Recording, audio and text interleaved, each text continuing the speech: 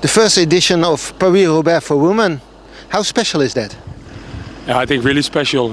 For myself, Paris Roubaix is a really special race. And then as a team director, that my first race with SD Worx is going to be Paris Roubaix is really special. I think it's an icon in the sport, and it makes it even more special that it now also is there for women cycling. You did today the recon with them. What could you learn them?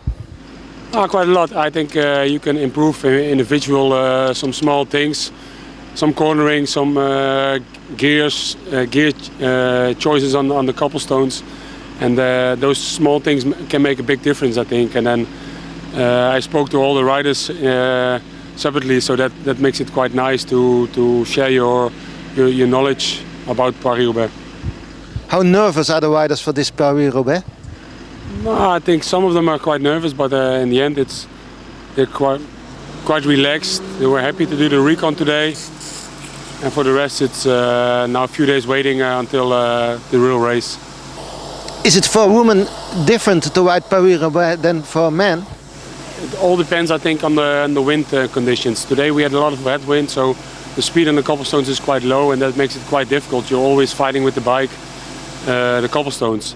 But if you can ride a little bit higher speed, it makes it a lot easier. So I hope the wind will turn a little bit on Saturday, and then it makes it a lot easier. But I think overall the women's cycling, the average speeds are a little bit lower, of course, than men. That makes it also quite a little bit more hard for women, I think, than for men. It's your first race as director for Team SD Worx. How special is that?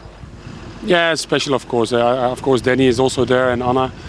But yeah, it makes it special that it's my first race, and then yeah, for me this was the most important race in the year, and that you can start here is nice. Happy to be back at the Velodrome. Yeah, and happy to be back also as a team director in the sport. Yeah.